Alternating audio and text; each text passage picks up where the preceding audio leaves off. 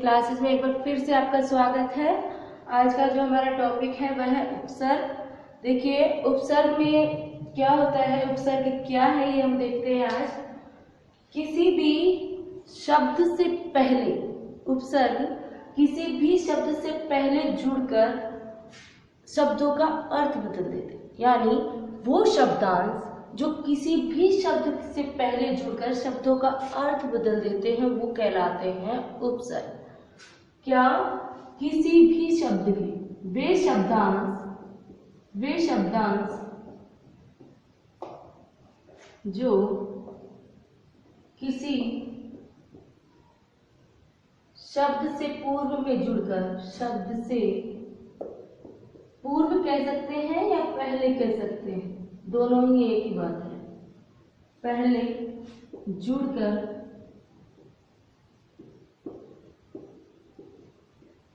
शब्द का अर्थ बदल देते हैं। वे शब्दांश जो किसी भी शब्द से पूर्व या पहले जुड़कर शब्द का अर्थ बदल देते हैं उन्हें क्या कहेंगे? शब्दांश। अब केवल शब्द का अर्थ बदलना ही नहीं, शब्द के अंदर चमत्कार भी उत्पन्न करते हैं, अर्थ बदल देते हैं या शब्द में चमत्कार उत्पन्न कर देते हैं।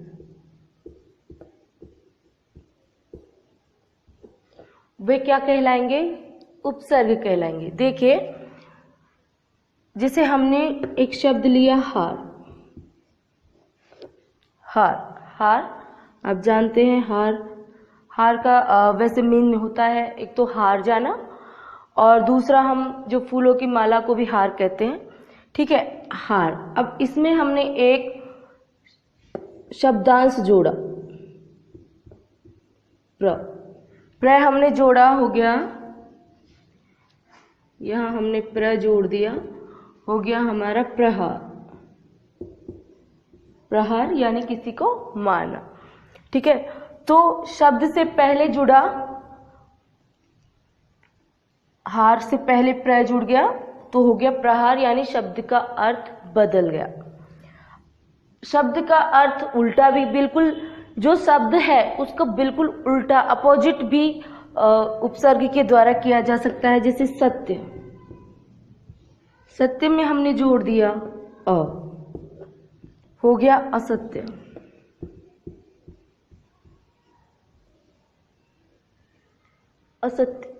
असत्य हो गया, मतलब बिल्कुल सत्य का बिल्कुल उल्टा हो गया, असत्य हो गया। यानी उपसर्ग के द्वारा किसी शब्द का उल्टा भी किया जा सकता है। एक हम ले रहे हैं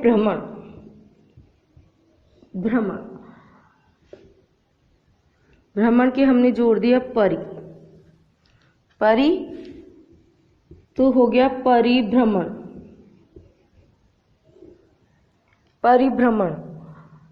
यहाँ भ्रमण और परिभ्रमण में कुछ खास अंतर नहीं है, लेकिन फिर भी इसमें एक विशेषता आ गई है, तो हम कहेंगे कि इसके अंदर थोड़ा चमत्कार सा उत्पन्न हो गया या इसमें विशेषता ला दी गई है उपसर्ग के द्वारा, ठीक है।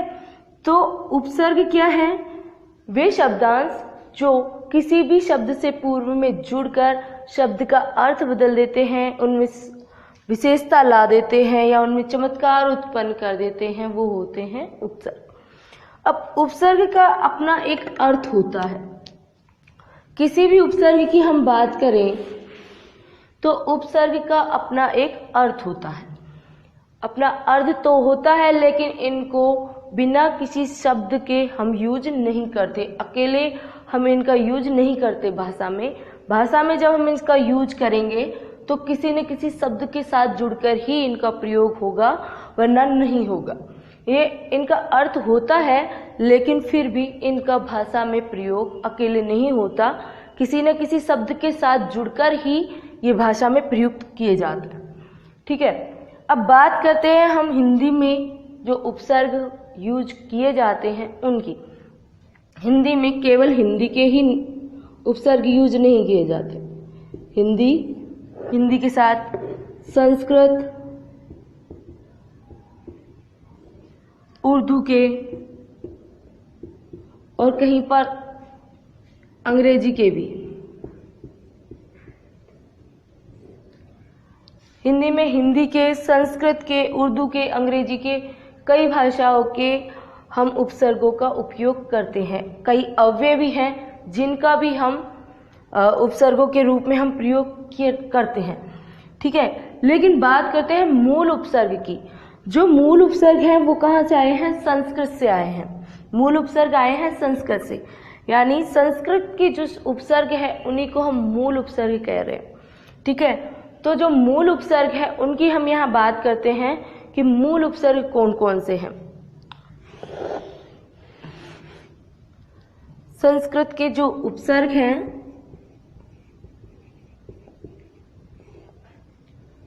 या मूल उपसर्ग,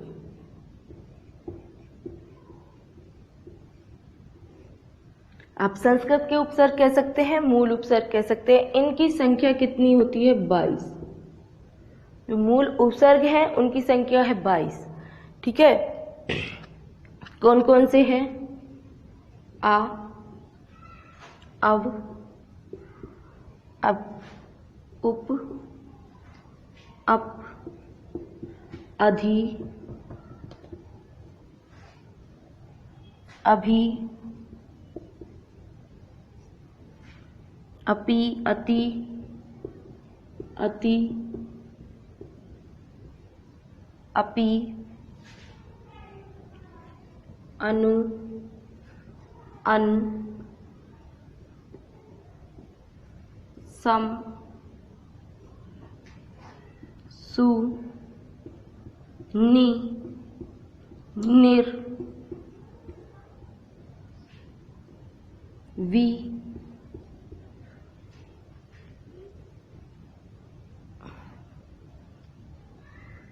निर्निस, दुर, दुस, अन तो पहले ले लिया है, परा, प्रति, परि। कितने हैं टोटल? 22 उपसर्ग हैं। आ, औ, उप, अप, अधि, अभि, अति, अपि, अनु, अन, सम, सु, नि, निर, निस, द्वि, दुर, दुस, प्र, परा, प्रति, परि। ये संस्कृत के उपसर्ग कहे जाते हैं, या हम इन्हें मूल उपसर्ग भी कहते हैं, क्योंकि हम ये जानते हैं कि हिंदी का जो उद्भव है वो संस्कृत से ही हुआ है। तो जो संस्कृत से जो उपसर्ग आए हैं वही उपसर्ग हिंदी में प्रयुक्त हो रहे हैं और इन्हीं को हम मूल उपसर्ग कह रहे हैं। ठीक है, तो हम एक एक उपसर्ग को देखते हैं। यहाँ पे देखिए, कभी भी अगर हम किसी शब्द के साथ, हमें अधिकतर एग्जाम में पूछा जाता है कि इस तरह से नहीं पूछा जाता कि इस शब्द को आप इससे जोड़ो, ऐसा पूछा जाता है कि इनको अलग करो।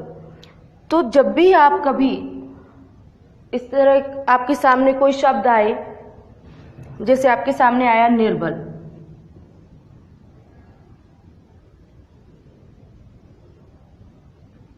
निर्बल, अब इसमें पूछ लिया जाए कि इसमें कौन सा उपसर्ग है, तो कभी भी जब आप शब्द को उपसर्ग से अलग करते हैं तो ध्यान रखिए कि जो उपसर्ग है उसका भी एक अर्थ होता है, और जो शब्द है यानी मूल शब्द का भी कोई अर्थ होना ही चाहिए।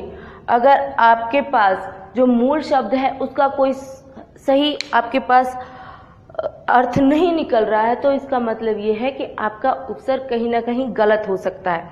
देखिए कैसे, जैसे हमने निकाला है ये निर्बल है, निर्बल में अगर हम नी निकालते हैं, नी भी एक उपसर्ग होता है वैसे तो, लेकिन अगर हम नी निकालते हैं और कर देते हैं इस तरह से रबल, हाँ, तो इस तरह से अगर हम ये शब्द निकाल रहे हैं तो इसका कोई अर्थ नहीं होता। लेकिन अगर हम निकाल रहे हैं निर प्लस बल, तो निर का भी अपना एक अर्थ है और बल का भी अपना एक अर्थ है। निर उपसर्ग है ही, और बल यानी ताकत जो हम यूज करते हैं उसके बारे में होता है। एक एक उपसर्ग का हम अर्थ देखते हुए और इनका हम प्रयोग देखते हैं किस तरह से प्रयोग किया जाता है। जैसे हमारे पास है आ का क्या अर्थ होता है? वैसे तो एक ही उपसर्ग के कई अर्थ हो जाते हैं, एक से अधिक होते हैं जैसे, लेकिन फिर भी हम देखते हैं कि आ एक तो निषेध में यानी हम मना कर रहे हैं उसमें भी प्रयोग होता है, और आ का यानी हमेशा के लिए भी प्रयोग होता है। जैसे आजन्म,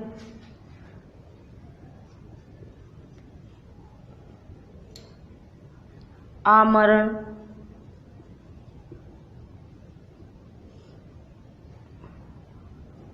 इस तरह से। अब है,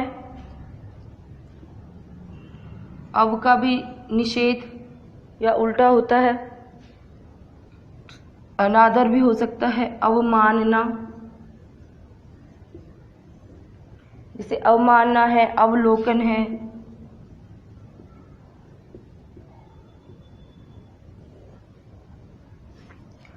उप,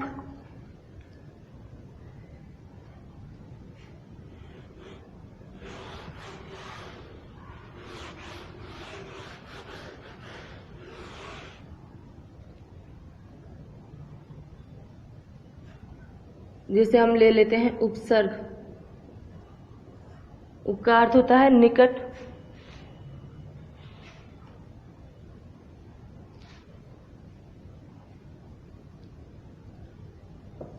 उपकार, उपन्यास, इस तरह से। जैसे अपमान, अप का हम ले रहे हैं अपमान,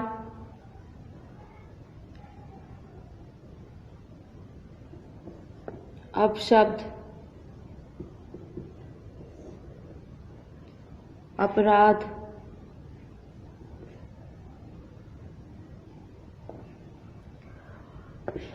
अपहरण, इस तरह से अप के उदाहरण है। अधि, जैसे अध्यक्ष, अध्यक्ष है। अब इस तरह के जो शब्द हैं उनको यण संधि के देखते हुए यण संधि के हिसाब से हम निकाल लेते हैं, या हम यण संधि पढ़ चुके हैं। जैसे कि हमने पढ़ा है कि ई के सामने यदि कोई भी अन्य स्वर आए तो ई य में बदल जाता। इस तरह से अध्यक्ष, अधि प्लस अक्ष हो गया अध्यक्ष।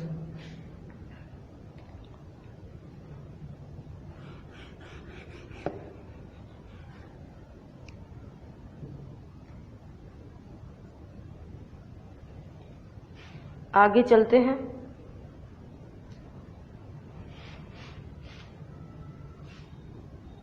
अभी, अभिराम,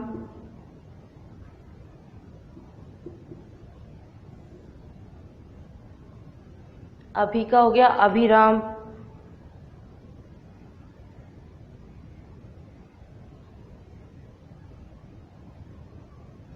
अभिनव,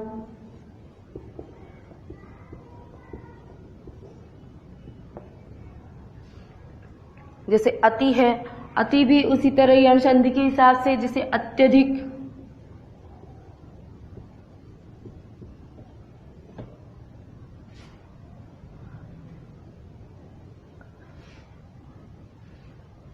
अति का मतलब होता है बहुत ही ज्यादा, है ना, तो हो गया अत्यधिक।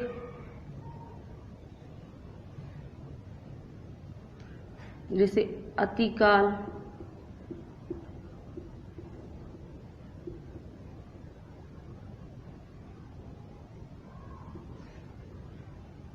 अतिरिक्त, अतिशय, अत्यंत,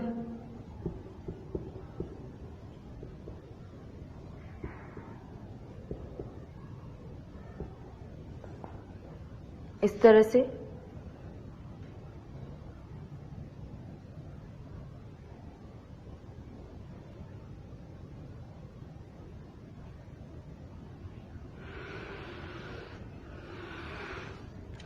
अनु, अनु का मतलब होता है पीछे, जैसे अनुसरण, अनुगमन, अनुसार,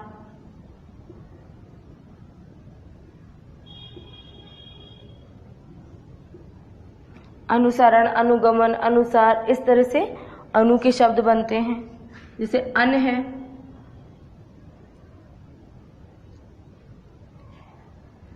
अनजान,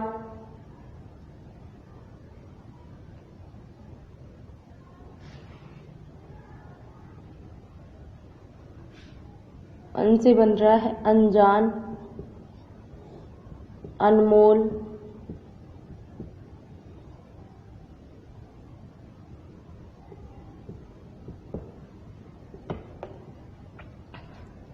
जैसे सम से संस्कार,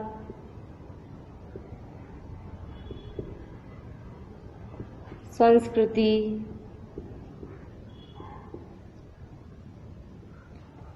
सु। ये जो उपसर्ग है इनको पहचानने में ज्यादा दिक्कत नहीं होती है। जैसे सु है तो सुनार, नार यानी औरत, सुनार यानी सुंदर औरत या अच्छी औरत। इसी तरह से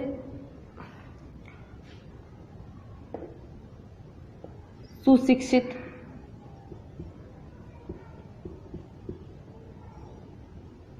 जैसे नी है, नी का निषेध,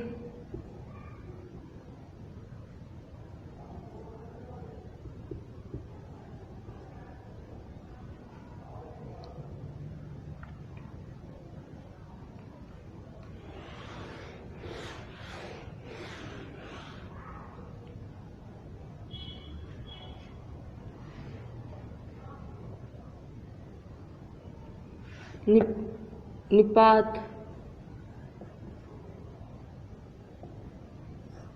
नियुक्त, युक्त में जुड़ गया नियुक्त। निर का मतलब भी निषेध के अर्थ में होता है, रहित या निषेध। जैसे निरोध,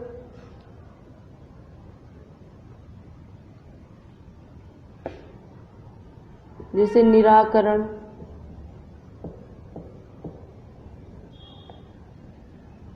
निर्बल,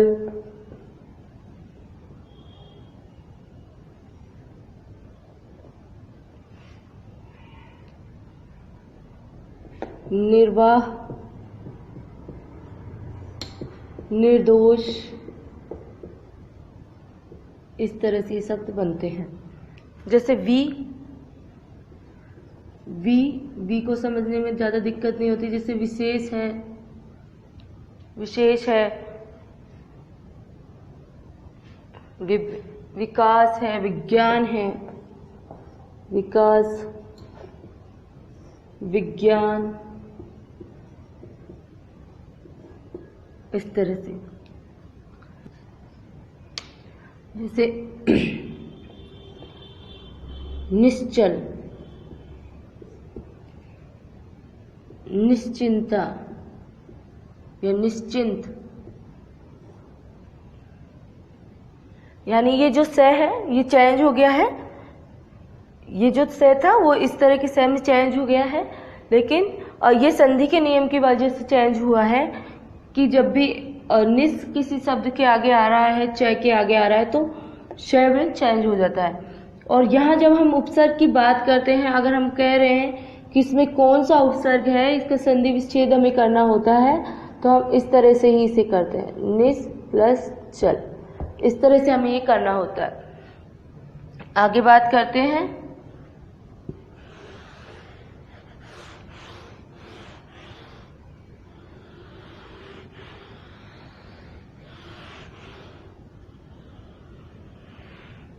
दुर, दुर का मतलब होता है बुरा, जैसे दुराचार, दुराचार। दुर है, दुर में आचार जुड़ गया है, दुराचार। जैसे दुर्व्यवहार,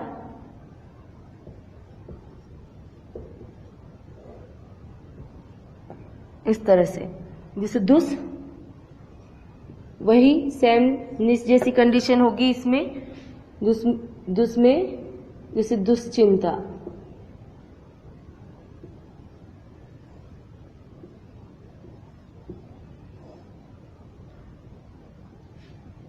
दुस्साहस,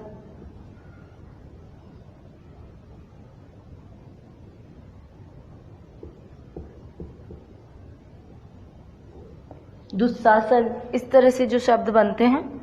प्रय है, प्रय को बहुत ही इजी तरीके से निकाल सकते हैं, जैसे प्रहार, प्रमाण,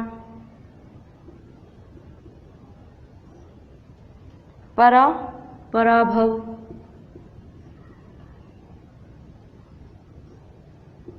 पराधीन,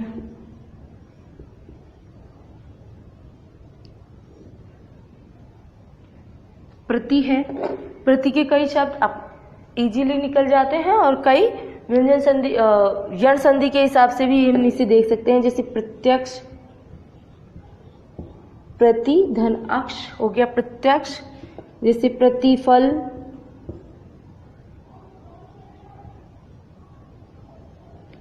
प्रतिक्षण,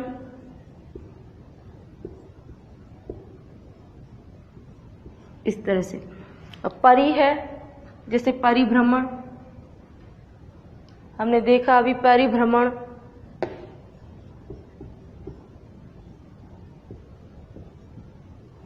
या फिर पर्यावरण, यहाँ पे भी यण संधि लगी हुई है। इस तरह से जो है, जो संधि के उपसर्ग जो है, मूल उपसर्ग है संस्कृत के, उनकी हमने यहाँ बात की। सभी उपसर्गों का अपना एक अर्थ होता है, मैंने एक एक आपको अर्थ बताते हुए आपको बताया।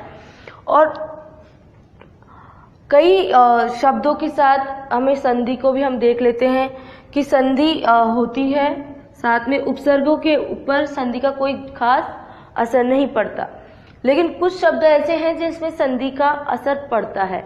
जैसे हमने लिखा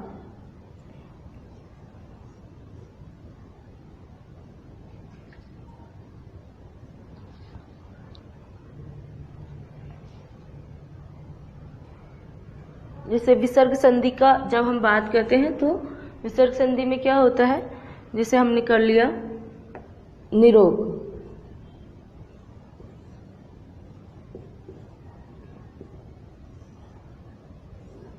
निरोग।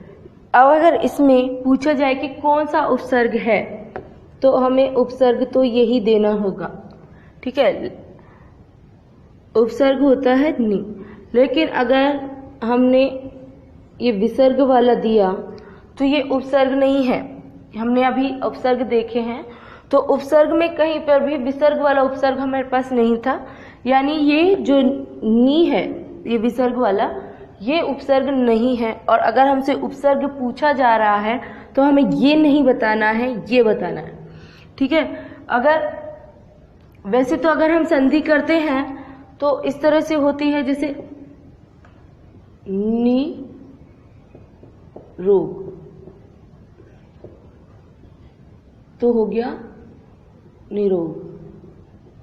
लेकिन ये क्या है, संधि है, जबकि हमसे पूछ क्या रहा है, उपसर्ग। उपसर्ग हमारे पास है ही नहीं, विसर्ग वाला उपसर्ग है ही नहीं, तो हमने क्या किया, ये ही हमने चुनना होगा हमें, ठीक है। इसी तरह कोई भी उपसर्ग बड़ी मात्रा वाला नहीं हो रहा है।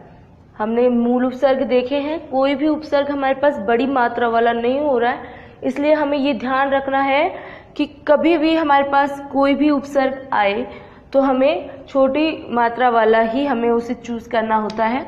कभी भी हमारे सामने ऑप्शंस होते हैं, कोई बड़ी मात्रा वाला भी दिया होता है, जैसे ये है दु है। अब अगर इसको निकालना है, दुश्चिंता है,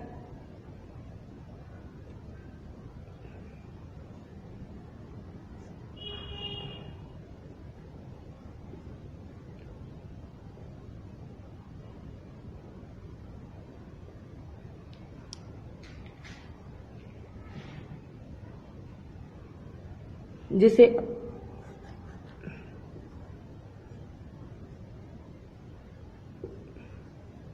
दुकाल।